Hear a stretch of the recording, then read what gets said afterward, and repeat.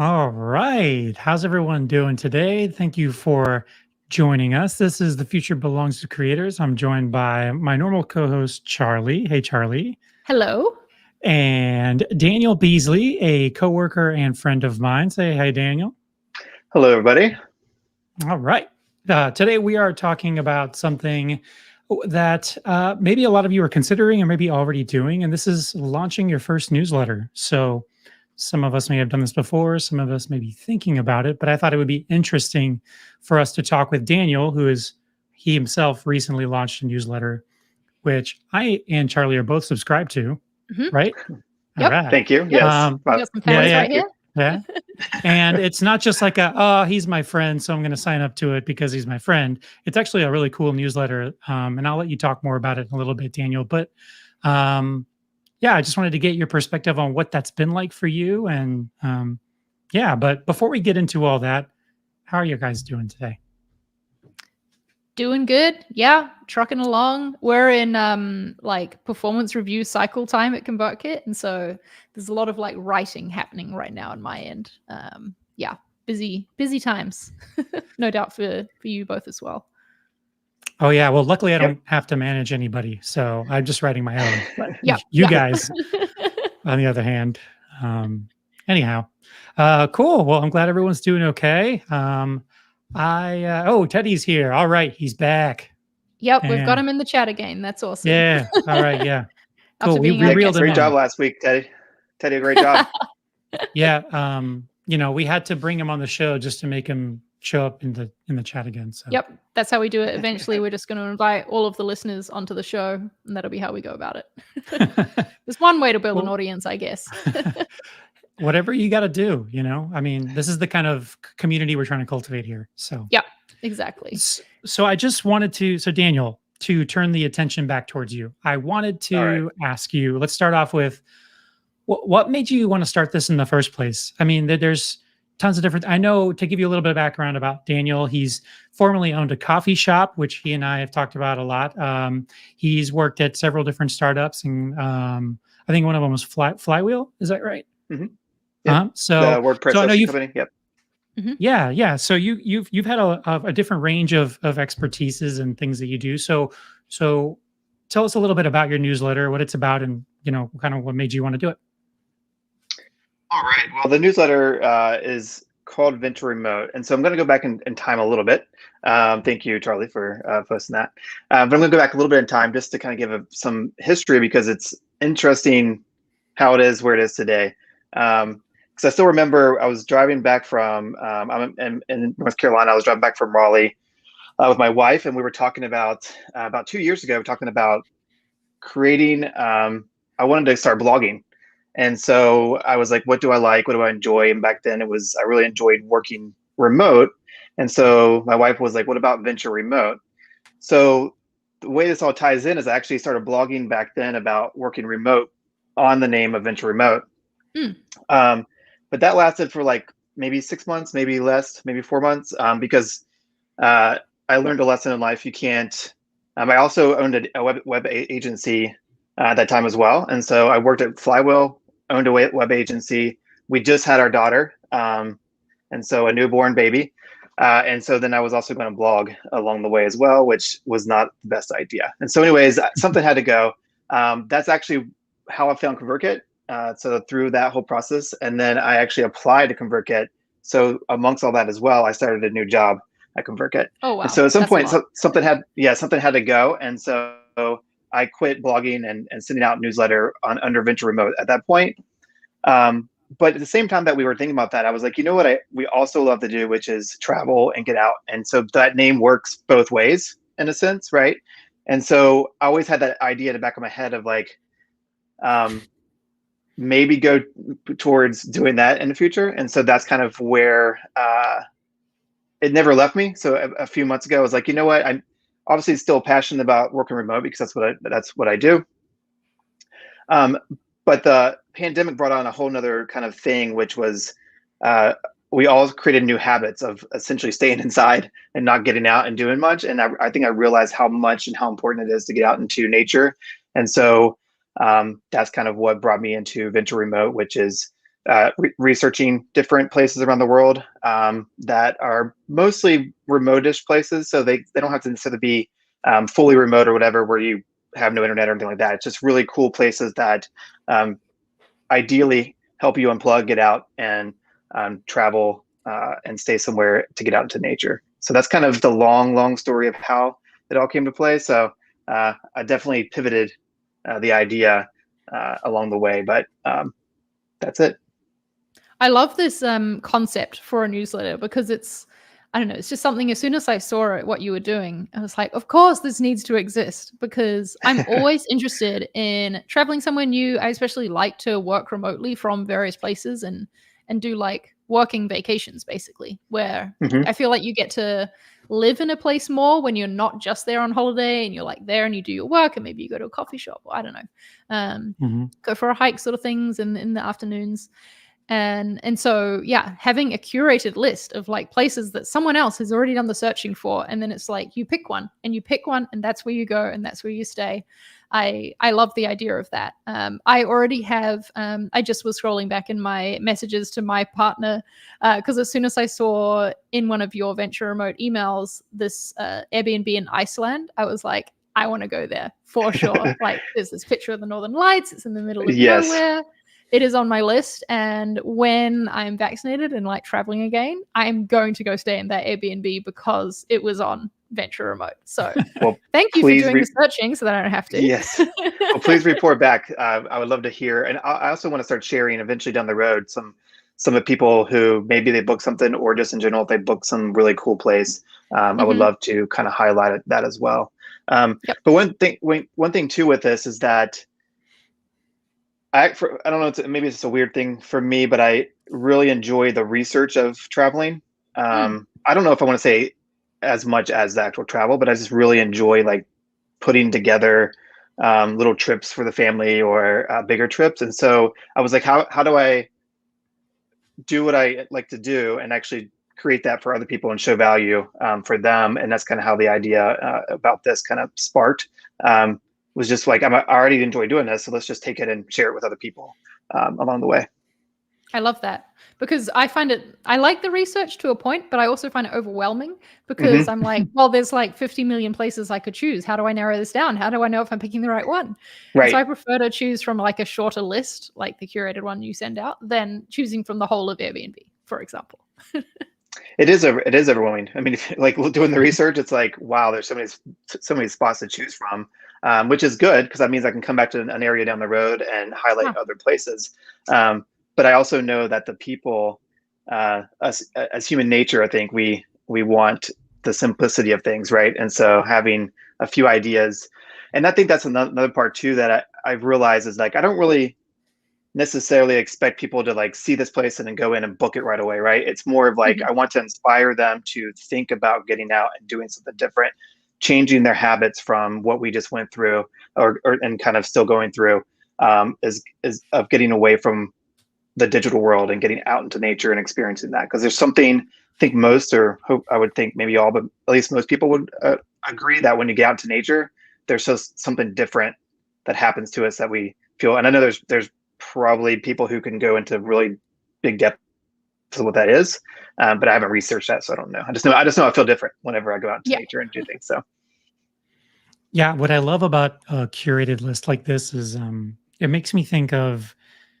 so I listen to a lot of like random podcasts about like sociology and like how people's brains work. And one that always stuck with me was this idea of they did an experiment where in a grocery store they put like 50 different types of jellies and jams, and they let people and they said and then they allow people to try up to three.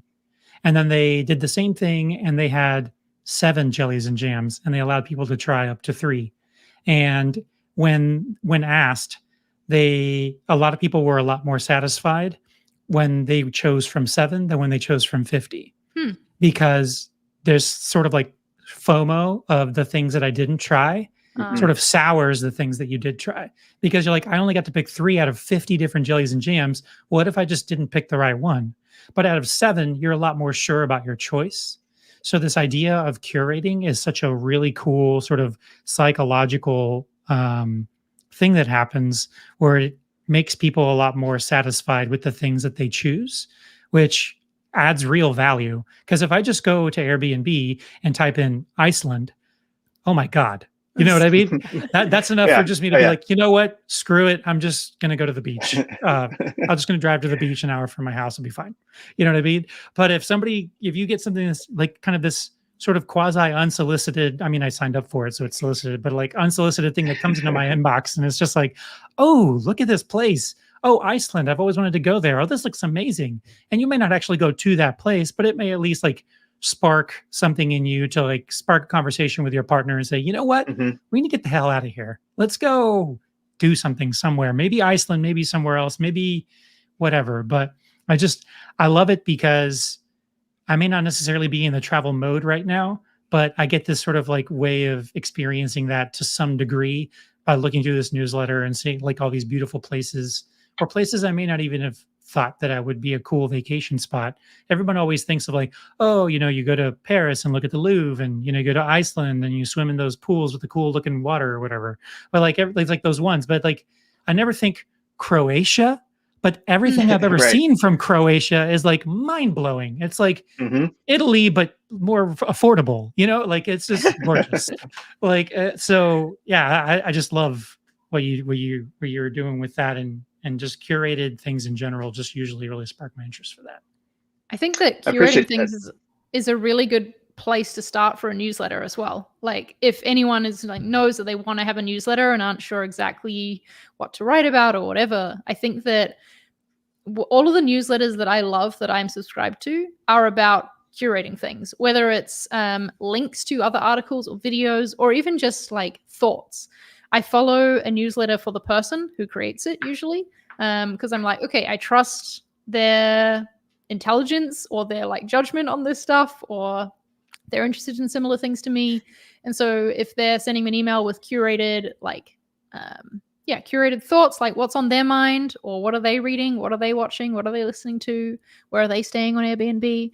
That's it helps me sort through the denseness that is the internet, and there's so much stuff coming at you all the time. I think that newsletters are really powerful for curation and as a way of delivering curated content. Yeah, I agree. And I think that's, when I look back at all the ones I'm subscribed to, that's the theme on mine as well, is that. So I definitely agree with that. Nice. Tell us about starting this, Daniel. Let's wait. How many issues are you in right now? What are we up to? Just sent out number six, 6 weeks into it. So cool. Nice and fresh. I mean, not including the like 6 or the 5 I sent out years ago. Yeah. But today was number 6. Okay, well, talk us through sending issue number 1. How different is it from where we now are at with issue number 6? And how did you decide on the format to send your newsletter in? Yeah, so I don't think it's too much different. I think I added what I was trying to figure out starting number 1. I still don't know. There's so much I still don't know, right? Is 5? I sent out 5 a week. Is that the right number? I don't know. Should there be 5 more? recommendations? Yes. Yeah. And so, but I also, you look at like how many people are clicking on the property and the properties and looking at that. And so I added like a button. The first one I think I just put in there, but this time I added a button of like explore this property. And that's mostly my thought of like, I want people to click and explore. I don't have any affiliate links in there. That's not something I'm trying to do. So it's more of like, I want people to click in there because once you get in and start looking around, it really does inspire you to start like thinking about travel. And so it's more than just reading this. I want you to actually explore. So I added that. Miguel added a suggestion, which I went out today, which is whether it's pet friendly or not. I have kids. I don't have pets at the moment. And so I never thought about how important it is for pets. And so he made a good point that he would rather not necessarily click on every one of them and see if they're pet friendly, but if I put that information in there. So that's kind of a little bit different. So it's stayed pretty close to the same, I think, over the last 6 weeks. But again, I think I'm still pretty fresh into it, and I'm learning and listening to people and thinking about what to add, I think, in the future as well with it. Nice. Yeah, I like the format that you do with it, where just to talk us through it for, especially for the audio listeners, and also so I don't share my whole inbox on screen right now. I should have prepared the newsletter in a separate tab or something. But basically, Daniel sends out a short introduction, and then there is the 5 Airbnbs or places to stay, with the title of it, a photo, and then you have very clearly laid out the location, how many rooms it is. Now you've added the pet friendly or not. And then I really like the what makes this unique part, which is where is this something you've written or that you've pulled from the listing as like the reason that you chose it? Yeah, it's what I pulled from the listing. I'll change it around a little bit. I'll pull a few things from it and throw it in there. But essentially, it's what what they feel is unique about their place as well. And then, of course, the button to click to see it. So it's really clearly laid out. It's really, I think, well optimized for skimming through in particular. Like I scroll through and I'm like, oh, one in Japan. I'm really interested in going back to Japan. That catches your eye and you see it there. What gave you, I don't know, did you think about any other formats, or how did you decide that this was the way to set up your newsletter? I really just kind of put it together. Like literally just came to me. I started adding in there. I was like, what information do I feel like is important that would be easy to read really quickly, and that would give me the information I felt like would be important. And so, there's probably other things in there too, like pricing and all that kind of stuff that down the road maybe I would consider putting in there. But I know that changes through seasons and stuff, so I don't know if it's like a price range or what it might be. But yeah, really just kind of like sometimes in life things just hit you, and that's kind of like what happens, right? And this was one of those times where I didn't put a whole lot of thought into it. It was just more of like, what would I want? Yeah. And so I kind of went with that. And then obviously, again, I'm listening to people who are reading and sharing that information and making the changes, because there are definitely things like pets that I love, but I didn't think of. Yeah, I think it's when I think about what kind of emails I'm actually reading and ones I'm kind of like skimming over, or just like visually when you see like a giant block of text, I feel like mentally I just immediately get tired and go, no thanks, and then just like scroll through. Because I have all kinds of different emails that I subscribe to, and I notice the ones I tend to read more are the ones that just sort of highlight like very specific things and say it as succinctly as possible. And I feel like that adds the most value because I could just click on the link and spend 5 or 6 minutes reading up on this listing, but I don't want to do that, or I may not want to do that. But if in your email it just kind of gives me the basic sort of things that might whet my appetite to want to know more, then I think that that's perfect. If you were to give me like this long sort of like, if you were to give me all of the details on this thing, like how many, like I don't know, like I don't know, you know what I mean? Like you have it there, like how many people, is it pet friendly, which you just added that, where it is, and then what it is, what makes it unique, and that's it. And then like you have a picture in there, and then a link if you want to know more. And I think that's just like just the right amount of things that make like gives people value. Because other than that, if you're just gonna just slam everything in there, and it's like this email, I have to scroll. Hmm. At some point, I'm going to see those emails and be like, oh, it's another one of those long scroller emails. I'm just gonna delete it. You know what I mean? I'm not even gonna open it. So it has to be something I get excited to engage with, and then it's simple to engage with, which I think is really important. If anyone out there listening to this is thinking about what to do with a newsletter, is try to make it engaging, make it something you would click on. You know, Yes, don't that's a don't great think question to ask yourself. more information isn't better. A little salt in a dish is excellent. The whole pitcher of salt is going to kill it. Don't do it. So just you have to. So just more isn't always better. You have to find what the right amount is to really bring the email to life and make it worth something to somebody. Yeah, because I think, like you have the right attitude, I think, towards this, Daniel, where you know your goal from this email is to get people to click through and explore the property, and like because you know that that'll maybe get them thinking about taking a trip. I found with my emails, because I send out a newsletter as well, and I'm honestly from this conversation starting to rethink some of my formatting of it a bit, because I tend to go for like there's a bit of like an essay, like a short essay to kick it off, and then getting into some like shorter links of like things I've been seeing around. I feel like I still want to include that longer piece because I kind of like that I'm essentially blogging to a more private group. But maybe I should move some shorter like takeaway stuff up the top just to really engage people in on the email so that they, know that this one's worth their time to read. Yeah. I would be interested I to would, know how that goes. Yeah. Like I'll report back. yeah. if you move it around and you find that you have more engagement, it would be kind of an interesting thing to see. But sorry, go ahead, Daniel. Oh, that would be awesome. Yeah, something I'm aiming for with my newsletter is to get replies. Like that's, I think, what you talking about, Daniel, like wanting people to click through and explore. I want people to click on my content in it too, but I'm really particularly interested in when people respond. When I've written something or like shared something in the newsletter that made someone click reply, is what I go with. And so I wonder from you, Daniel, how much response you've had from your newsletter so far. You said you've been hearing from people and that's caused some of the change. Tell us a little bit about that, what the response from your audience has been. Sure. And real quick before that, I wanted to mention that one thing I did think through too was the mobile experience. So I wanted to make sure that because most people I felt were going to be reading on their phone, especially something quick. And so I wanted to make sure that the photos and everything looked really good in mobile. So that was one thing I did think through as well. So that's kind of just super important, I think, obviously these days, the mobile game. But what was the question again? Sorry, the other question. Yeah, about what the response has been from your audience. Have you had replies to the newsletter? And how's it been going? I've only had maybe a handful replies, but a lot of other things has been like people, whether like Miguel just hitting me up on our internal Slack channel or another Slack channel that I actually created a Venture Remote Slack channel back when I was doing remote, and a lot of my friends from other companies are on that.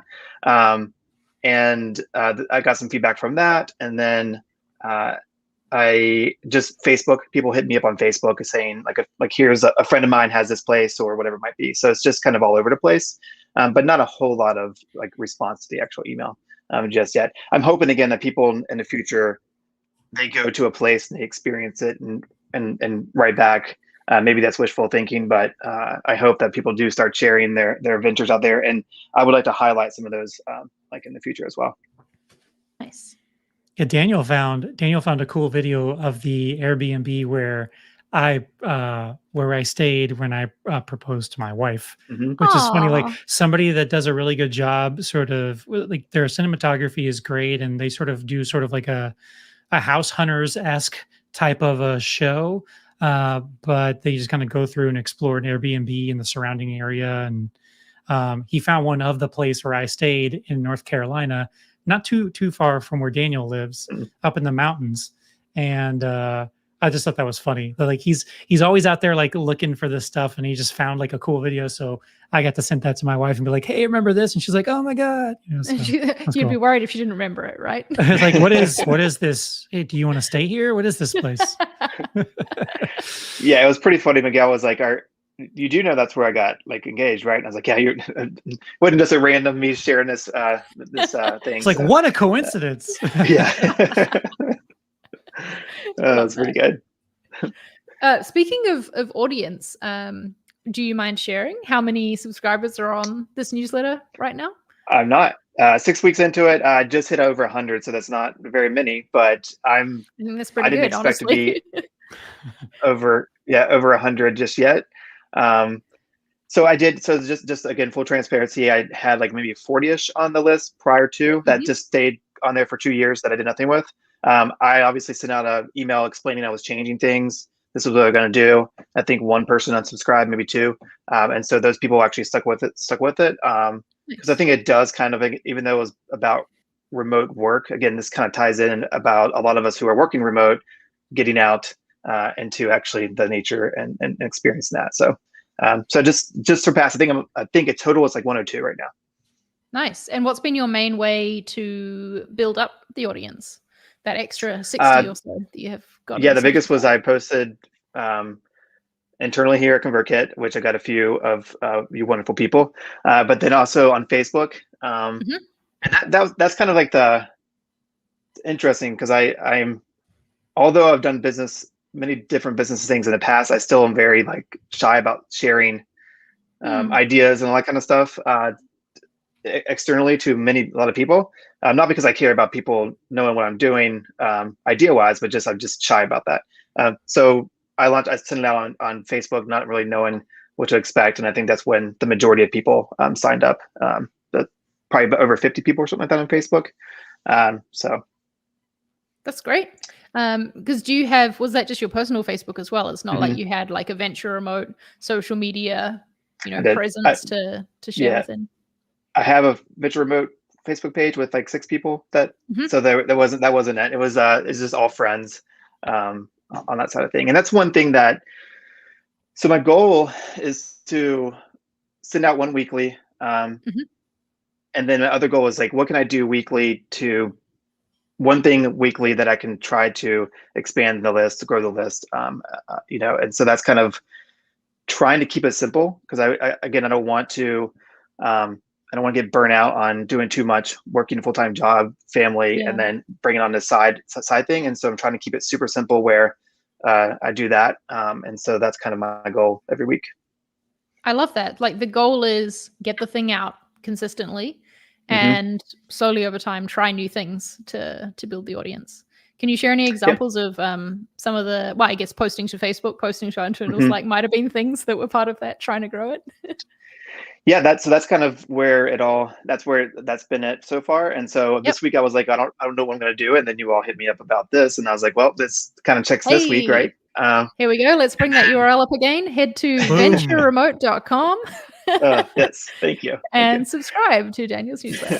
For those of you who are listening, it's Venture Remote is like, so it's not Venture Remote, it's Venture Remote, like it's one word, but like you don't write the RE twice. But Daniel is very, very tricky and very intelligent, where he bought both of the URLs. So he has Venture remote, and then he has venture remote where it only has one RE in the middle. It's kind of hard to explain in an audio I feel like it's really a sense. visual thing. Yeah. It's a visual Yeah, thing. yeah. But in any case, the other one will redirect to this one. So you're catching everybody no matter what they do. So that's Yep. super That's smart. Yep. I love maybe that's actually another really good tip that people could take away from this is investing in a domain for your newsletter. I think is a really good idea. Obviously we haven't talked about like how did you decide what platform to send your newsletter through, Daniel, because I'd be worried if you didn't choose ConvertKit, like why are you working here if you don't believe in it for sending your own Right. newsletter? But in ConvertKit you can connect a domain to a landing page. But I know you built your own website for it as well, for Venture Remote. Yeah. So I think back up to again, I wanted so maybe back up a little bit more if it's okay. A year and a half ago sold my web agency that I had, and at that point I was like creative mindset, like just dead to the world. I didn't have any creative juice in me when it came to like being a creative outside of work. And so I wanted to take some time off and let that like come back to me. Right. And it took about a year and a half before it came back. And so I told myself, all right, I'm feeling it come back, but I don't want to dive heads like in because I have no plans on leaving ConvertKit. I don't want to leave ConvertKit, and I want to be here for a long time. And so I want to do something that engages my creative side, because I did miss that part. But I want it to be something I can do pretty light on the side. And that led me, and I think it answers your question about, it's just a one-page website. I'm not choosing right now to like go into and start blogging. So I wanted to keep it super simple. One-page website. If you go to that domain, you'll just see you can sign up for my newsletter. That's it. And then obviously I was going to use ConvertKit for that. For the website I use, Webflow. My agency was built off of WordPress, and so I wanted to learn something new, which was Webflow. But I also have a lot of friends that work at Webflow, so I was like, I'm going to give it a go and dive into Webflow, which is a great platform. I recommend it, but also recommend WordPress if what works best for you. But I wanted to keep it simple, and I think all this is simple. It all ties in really well together, and that's a big part of like every morning I get up around 5:30 to 5:45. I spend about an hour working on this, and then I jump into work and kind of go from there. So again, it's something I can create that routine daily to do. That's super smart. Yep, that's the way to do it, I think, to fit in side hustles alongside the 9 to 5 / whatever hours you keep. Yeah. And I'm trying to make sure we're not talking in terms of where we assume everyone knows what we're talking about. So just in case you don't, if you've ever thought of a barrier to starting something as like, oh, I got to design a web page and all that stuff, a really, really cool way to kind of circumvent that, but still kind of have your cake and eat it too, is just do what we're talking about here and get a landing page. So it's one of those things that we have with ConvertKit. You can even do it with a free account, or you can create a landing page as, just think of it as a one-page web page. Yep. So you're not clicking around with different tabs and there's different sections. It's just, you have your opt-in and you have all different kinds of things that you can choose from, whether you want to put a video in there or you want to just do images, or if it's a blog kind of page, or if it's more of like a YouTube kind of page. We have all kinds of templates for different types of landing pages that you want to use. And I think it's really cool because instead of having to worry about, I have to figure out this whole, I've never built a web page before, how do I do this? It's just a real easy way to just kind of like, you buy a domain, you redirect it to this place, and people can go there, see what you're about, and sign up if they want to know more. And it's all about getting started and just doing things quickly. And I just wanted to address that because when I explain what I do to my friends, a lot of the times they'll say, oh, I've thought about doing something like that, but I don't know how to build a web page. And all of a sudden I get into like salesman mode where I'm just like, say everything that I just said just 2 seconds ago. And I'm just like, well, actually, did you know? But like, and I'm not like, honestly, like, it's just crazy to me that like, it's a lot of people just build this wall immediately when they think about something that they want to do. You immediately, I think it's human nature. You think about all the things that are in your way between where you are now and where you want to be. And you'd be surprised how many tools there are out there that just make it so simple to just get off the ground, and it's not as hard. This isn't 1997 anymore. You don't have to like learn PHP to have a web page. So, but also I think it's not just the tools, but there's a mindset shift as well. And I think approaching it the way Daniel has makes a lot of sense, where you haven't gone into this being like, okay, the venture remote business, this is how I'm going to monetize. I need a site with like an about page and a blog and like all this stuff. You've gone like 1-page site, newsletter is where I'm starting, which I think is very smart, because you can build from here and make what you are doing quality, because you're not spreading yourself too thin. But I'm sure you do have bigger goals as well, or like maybe thoughts on where you'd take this in the future. Anything you can share about like the future of venture remote? Yeah, I have definitely thought about it, and my number one thing, I think, like going into my brain, I've always thought of, most people have 1,000 ideas, and all the ideas equal like, how do I make money from it, right? And so what I want to do with this is actually switch that mindset and say, how do I create value?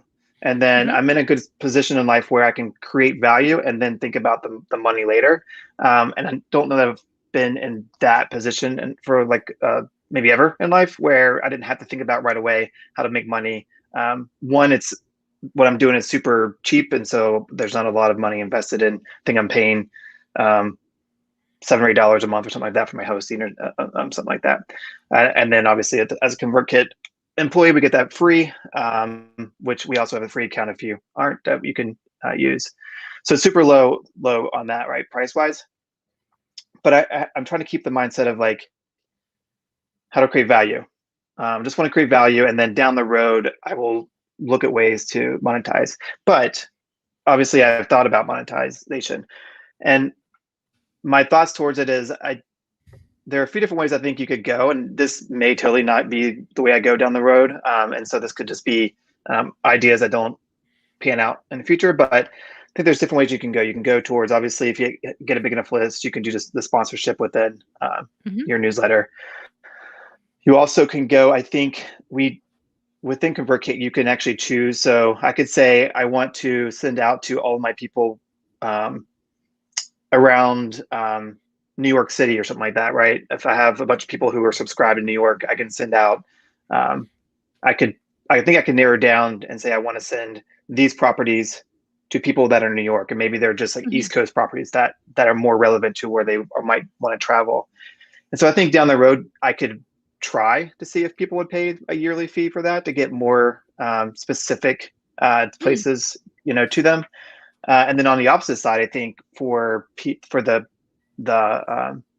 actual Airbnb owners, I think I could sell them like, hey, for a monthly fee or a yearly fee, there's going to be weekends that open up and you might want to sell them quickly, and I can target this area, and for X amount of dollars you can let me know, and I can blast out to these people, this cool place is open, for the weekend. And so it gives them a way to kind of hit up a different audience and maybe rent that place out much quicker. So that's kind of what I thought about, but it may or may not be the way that I go. And at this point, I'm not even worried about trying to get there. I just want to show value and create value and have fun with it and not think about the money side of it right now. Yeah, that's the right attitude, I think. Would Amazon be here if Jeff Bezos was trying to turn a profit? Probably not. Yeah, I think famously they operated on a loss for a long time, and all that mattered was growth. So I think that kind of mindset has something to be said for it, where if you're just trying to grow it, it's not about trying to make money off of it. It's just grow it, make it something that's valuable to people, iterate on things, try to make it the best possible thing that it is. And if it's something that's valuable to people, then they will pay for it, and you won't have to force them to pay for it. Because I feel like if you're trying to sort of twist it into something that fits a pay structure, people are going to drop like flies. And people are intelligent and they know what they want. And if you know what I mean, so if something suddenly turns in something that used to be free, it has now changed on its head, and it's constantly trying to find ways for me to pay for it. I'll get wise to that real quick, and I will unsubscribe so fast. Yep. So Yeah, and I And think I that think building it alongside as a side hustle as well gives you that freedom to not care about the money straight away. mhm. That's why, I mean, I'm a huge fan of side hustles and I talk about them all the time because I think you can get something from them that you maybe don't get in your day-to-day job. Like, I don't know, you don't get to research trips as part of your work at ConvertKit, right, Daniel? But you can do it, you enjoy it, so you can do it on the side as a side hustle and get Exactly. your fill of that. Yeah, I think that's a great way to do it. Yeah, and to Miguel's point, I think that's kind of where I don't know, just kind of where my thought is about the monetization, is that I want to keep what I'm doing now always free, and so that Mhm. like that never changes. And then down the road, as people trust what I'm doing and want more, then you introduce another like option that if they want to pay for this, they can. But it's super clear, right? It's like free, always free, and not free. I chose to pay you because I want Mhm. more. And so there's those clear boundaries compared to like you're right. Sometimes it's like people are always pitching you this and this and this. That's just not me. It's not. Um, I think some people are really good at that and they do really well with that, and that's totally fine. But it's just not me. I want those clear boundaries, and I want it to be pretty simple, straightforward as a business. Yeah, that's I would wonder who you are, Daniel, if it wasn't like that. Cause I know you as a person and you're just a pretty genuine guy and Oh, thank it you. comes through in what you're doing. And I'm excited to see where it goes. And I genuinely get excited when I see your emails in my inbox because then I get to like Thanks. my mind gets to travel the world for a little bit. So um I wish you the best of luck. I'm sure you'll do great. And I mean, I can tell you for sure that you got at least one new subscriber because Teddy already said that he subscribed. Thank you, So there Teddy. you go. Yes, glad to have you, Teddy. Thank Boom. you. You I can always really count on Teddy. appreciate that. All Yeah. right. Well, thank you, Daniel, for joining us. Thanks for Charlie. having me. Yeah, Charlie, I think this is the end of your day. So enjoy the rest of your evening till you get I to be shall. creative and do your own thing. But other than that, thank everybody for joining in and being in the chat. And we'll see you all next week. Bye, Bye. everybody. Adios.